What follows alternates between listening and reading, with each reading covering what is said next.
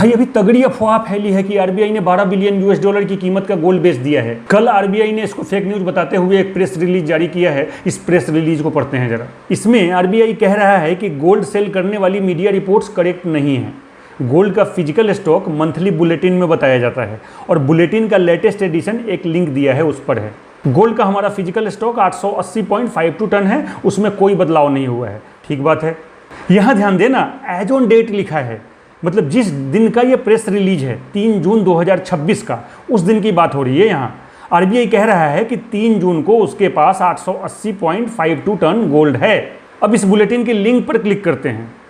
इस डेटा को देखकर मन में उठते हैं कुछ सवाल। सबसे पहले तो आरबीआई ने कहा कि ये मंथली बुलेटिन का लेटेस्ट एडिशन है, मगर इसमें डेटा 24 अप्रैल तक का ही है।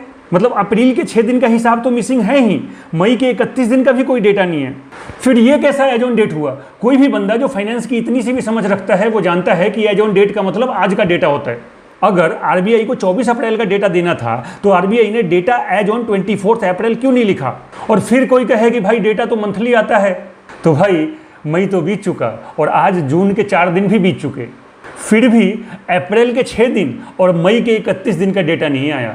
अच्छा, आरबीआई देश का सेंट्रल बैंक है, तो उसके प्रेस रिलीज के किसी भी वर्ड को हल्के में नहीं ले सकते।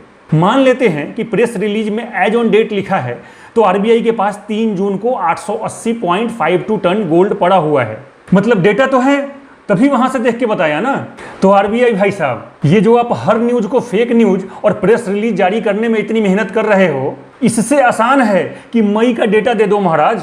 हम सब पढ़े लिखे लोग हैं, डेटा पढ़कर खुद समझ लेंगे कि आपने गोल्ड बेच दिया है, ये फेक न्यूज है या सच।